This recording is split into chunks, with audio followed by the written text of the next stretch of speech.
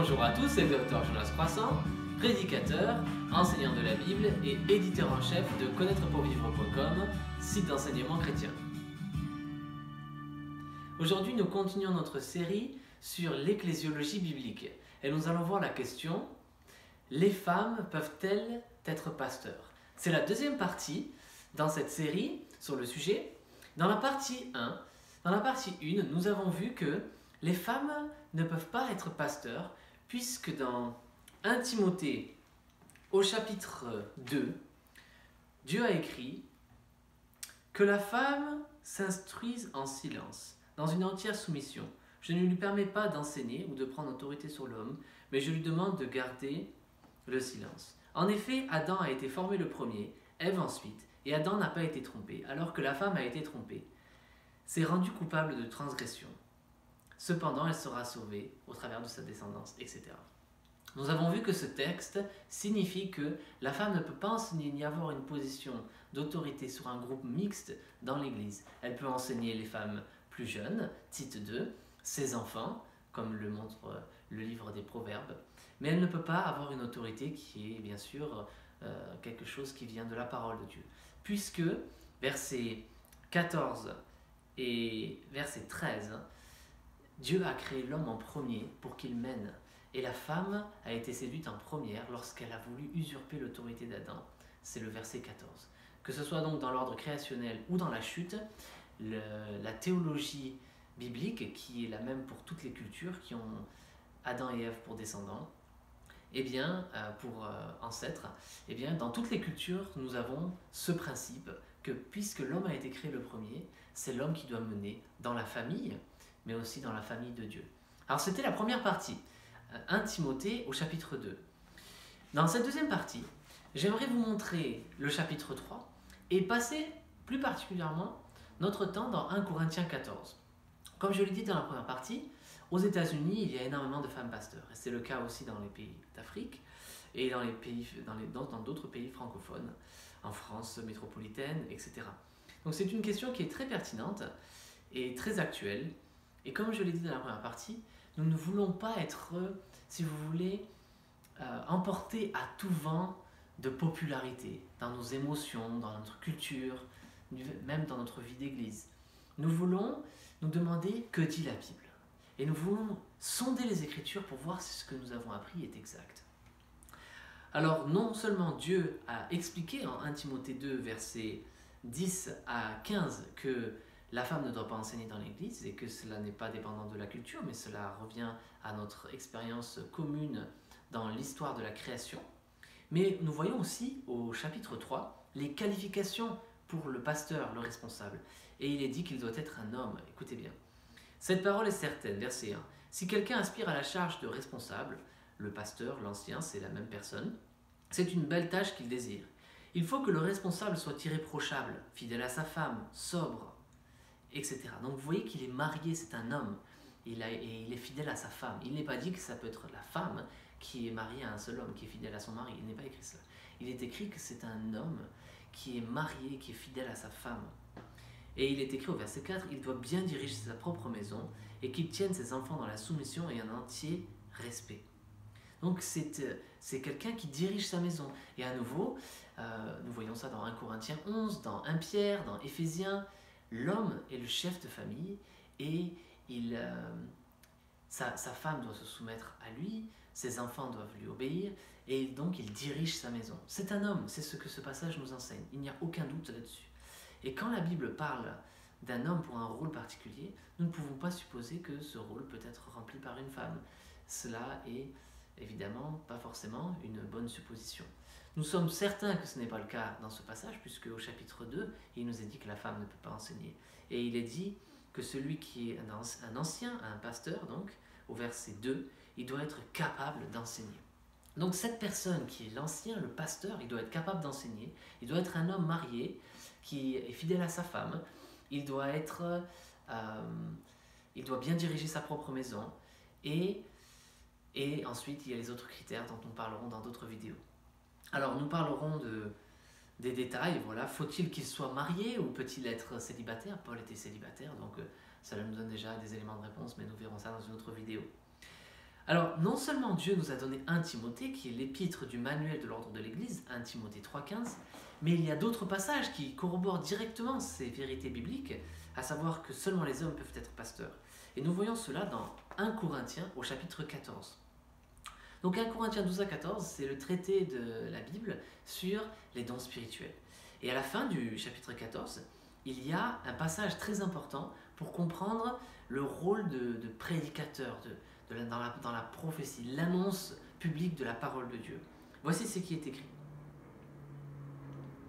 L'esprit des prophètes est soumis aux prophètes, car Dieu n'est pas un Dieu de désordre mais de paix, comme dans toutes les églises des saints.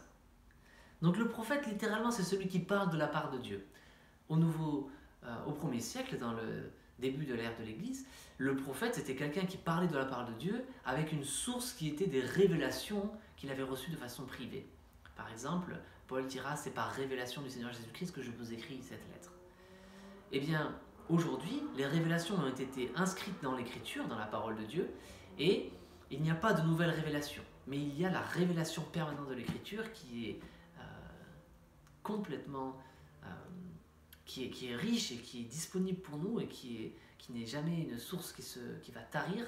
Et cette révélation, eh bien, nous pouvons la proclamer. Donc, pour résumer, le prophète, c'est celui qui parle de la part de Dieu, et ça peut être un prédicateur qui va prêcher, un enseignant, un pasteur.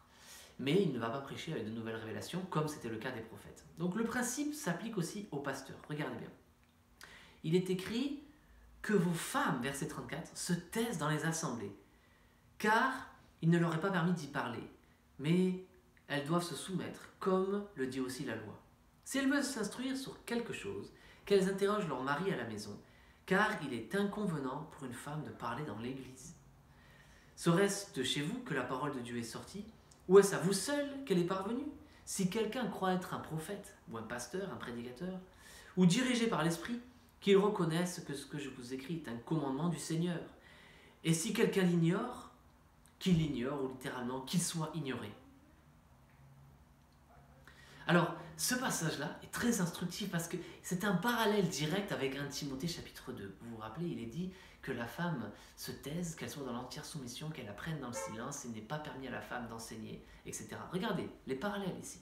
Nous sommes dans le contexte de l'enseignement, de la prédication, de la prophétie, et il est dit que les femmes se taisent dans l'assemblée. Il est dit qu'elles doivent se soumettre, verset 34. Il est dit que c'est écrit dans la loi, un peu plus tôt dans le chapitre 14 de 1 Corinthiens, Paul citera Ésaïe 28, 11. Donc, il fait référence à l'Ancien Testament, à l'écrit inspiré. Il dit que l'écrit inspiré de Dieu explique que la femme ne doit pas parler de façon à enseigner dans l'assemblée. Il est dit que cela est inconvenant. C'est un mot qui est utilisé dans la même lettre pour parler de quelque chose de honteux, quelque chose qui est une disgrâce.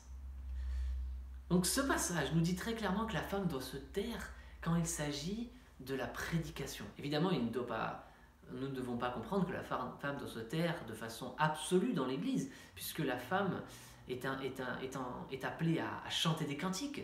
Éphésiens, Colossiens nous apprend que nous sommes tous appelés à chanter des cantiques et nous instruire les uns les autres. Dans le contexte de ce passage, tout comme dans le contexte de 1 Timothée 2, il est question de l'enseignement. Et quand l'enseignement a lieu, la femme ne doit pas parler. Alors certains qui détestent ce que dit l'Écriture parce qu'ils sont trop influencés par leur culture, voyez-vous, notre culture ne doit pas nous faire réagir de façon allergique à ce passage. Nous devons nous dire, Seigneur, c'est ta parole, aide-moi à m'y soumettre et à comprendre ce que tu m'enseignes et à le faire avec joie. Si nous sommes allergiques à ce passage, c'est que nous avons fondamentalement des influences du monde dans notre cœur. Et nous devons demander au Seigneur que cette culture individualiste, égoïste dans laquelle nous vivons, pour la plupart d'entre nous francophones, que cette culture ne nous influence pas. Seigneur, délivre-moi de l'influence du monde qui est dirigé par le diable et aide-moi à voir ta parole de vérité qui est une lampe et à être éclairé pour que mes ténèbres s'en aillent et cessent. Voyez-vous, ce texte nous dit très clairement que les femmes doivent se soumettre à leur mari.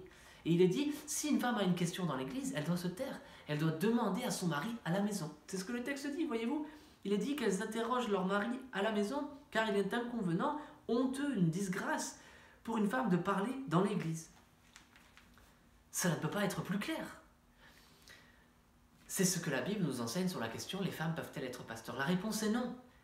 Alors, comme nous le verrons dans la 3e vidéo, il y avait des femmes prophétesses, mais elles n'ont jamais enseigné dans l'Église. Ici, il parle des prophètes dans l'Assemblée, des pasteurs, des prédicateurs dans l'Assemblée par implication, et il est dit que les femmes doivent garder le silence. Elles poseront des questions à leur mari, qui, soit dit en passant, doivent être prêts à répondre à ces questions. Donc les maris doivent étudier la Bible, ils doivent être des bergers dans leur propre maison. Un prophète dans sa propre maison, si vous voulez. Il doit être capable de parler de la part de Dieu en prenant une Bible ouverte pour expliquer ce que la parole de Dieu dit. Alors vous me direz, oui, mais c'est quelque chose de culturel, c'est parce qu'à Corinthe, il y avait des prostituées, ou il y avait des femmes qui venaient de ces cultures païennes, et ce paganisme, c'est la raison pour laquelle Paul écrit cette chose-là, mais cela ne s'applique pas à nous aujourd'hui. Ok, donc c'est l'argument principal de ceux qui ne peuvent pas supporter ce texte et qui essaient de le faire dire ce qu'il ne dit pas. Mais la vérité, c'est que dans ce texte, il n'y a aucune explication culturelle. Il ne dit pas, oui, bon, les femmes doivent se taire et ne pas parler quand il s'agit de l'enseignement, de la prédication, de la prophétie, parce que c'est tout ce que je viens de citer de façon culturelle. Il ne dit pas cela.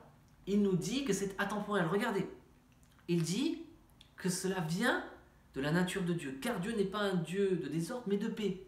La nature de Dieu. Ensuite, comme dans toutes les églises des saints, c'était pas juste à Corinthe, quelque chose de culturel avec la culture de Corinthe, non, c'était dans toutes les églises. Plusieurs fois, Paul utilisera cette expression et il dira, ce que je vous apprends, c'est dans toutes les églises que je l'apprends. C'est quelque chose qui est pour toutes les églises de tous les temps, dans toutes les cultures. Et il dit donc les assemblées, pas une assemblée, celle de Corinthe, les assemblées au verset 34. Il est dit que ça vient de la loi. Cela vient de la loi. Dans l'Ancien Testament, on ne voit jamais une femme qui enseigne des hommes dans le temple. Cela n'existe pas. Et dans l'Ancien Testament, on voit bien que Dieu a créé l'homme en premier et la femme est une aide pour lui. Elle n'est pas un meneur. Encore une fois, c'est ce que 1 Timothée chapitre 2 nous enseigne, nous explique que le fait que Dieu ait créé l'homme en premier, ça nous montre que l'homme doit être celui qui mène, celui qui a l'autorité et qui enseigne avec la parole. C'est ce que dit aussi la loi. Voyez-vous, donc cela ne vient pas de la culture, ça vient de la parole de Dieu. L'inspiration dans l'Ancien Testament, les passages inspirés dans l'intégralité de l'Ancien Testament, eh bien, ils ont une doctrine qui nous enseigne le rôle de la femme. Et ce rôle, ce n'est pas d'être une personne qui parle en public pour enseigner dans l'Église. Alors ça, c'est une autre raison. Et il est dit ensuite quelque chose de très... il y a beaucoup de sarcasme de la part de Paul. Parce qu'il sait, vous savez, Paul était un homme très sage, qui avait beaucoup d'expérience, qui savait très bien comment allaient réagir les hommes et les femmes de son époque et de tous les temps. Alors, voici ce que Paul dit pour tous ceux d'entre vous, et tous ceux d'entre vous qui pourraient être tentés de vous rebeller, de résister à cette instruction. Il dit, « Serait-ce de chez vous que la parole de Dieu est sortie ?» Il est en train de dire, alors comme ça, est-ce que c'est vous qui avez écrit la Bible ? Ah, il ne fait pas dans la dentelle, hein ? Serait-ce de chez vous que la parole de Dieu est sortie ? Ou est-ce à vous seul qu'elle est parvenue ? Alors vous avez reçu une révélation particulière en privé où Dieu vous a dit que vous pouviez désobéir à la parole de Dieu, c'est ça ? Est-ce que c'est à Dieu seul que vous a parlé ? Que Dieu a parlé ? Donc vous voyez, Paul est en train d'arriver avec beaucoup de sarcasme et il est en train de pointer du doigt que nous allons être tentés de résister à ces ordonnances. Mais, verset 37, « Si quelqu'un croit être un prophète ou dirigé de l'esprit, qu'il reconnaisse que ce que je vous écris est un commandement du Seigneur. » Paul est en train de dire, « Je suis inspiré de Dieu, c'est le Seigneur Jésus-Christ qui vous commande, par mon intermédiaire, d'obéir à ces directives, à savoir que la femme ne doit pas parler quand il s'agit de l'enseignement, de la prophétie. Il n'y a pas de femme pasteur, il n'y a pas de femme prophète dans l'assemblée, il n'y a pas de femme apôtre dans la Bible. » Et Paul nous explique, c'est un commandement du Seigneur. Je suis rempli de l'Esprit, je vous ai écrit quelque chose par le Saint-Esprit. Et vous voyez, donc Paul, il met tout de suite en garde ceux qui seraient tentés de contredire, d'être dans le rejet. Il explique que c'est le cas dans toutes les églises des saints. Cela vient de Dieu qui n'est pas un Dieu de désordre mais de paix. C'est un commandement qui sera accompli dans toutes les assemblées. C'est un commandement qui vient de la parole de Dieu. C'est un commandement qui vient de l'Esprit de Dieu. Et il dit, si quelqu'un l'ignore, qu'il soit ignoré. littéralement qu'il soit ignoré. Si quelqu'un ne veut pas se soumettre à ce commandement, si une femme s'autoproclame prophète et elle veut parler dans l'assemblée, ou quelqu'un qui est un pasteur, soi-disant, et qu'ils ignorent ces commandements, eh bien la parole de Dieu qu'il soit ignoré. La parole de Dieu nous dit qu'il soit ignoré. C'est très clair, voyez-vous. Quand vous lisez 1 Corinthiens 14, la fin du chapitre, ou 1 Timothée 2, versets 10 et suivants, vous comprenez très bien que la femme n'est pas appelée à être pasteur. Et comme je l'ai dit dans la première vidéo, c'est parce que Dieu a créé la femme pour être une aide pour son mari et être une mère pour ses enfants et avoir un rôle absolument fantastique et extraordinaire avec ses enfants. Et ce rôle-là, il ne doit pas être sacrifié. La femme ne doit pas usurper le rôle de l'homme. Et elle doit, avec joie, à se soumettre à la volonté de Dieu. Et les hommes doivent prendre leurs responsabilités et ceux qui sont appelés à être pasteurs doivent être pasteurs.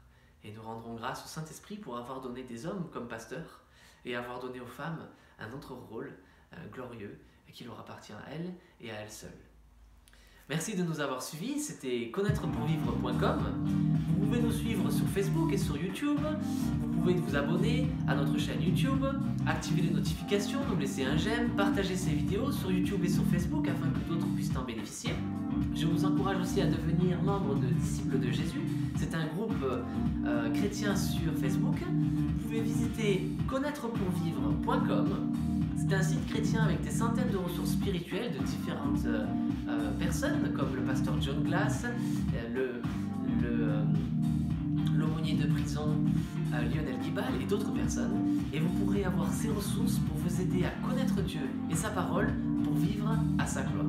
A bientôt pour de nouvelles vidéos.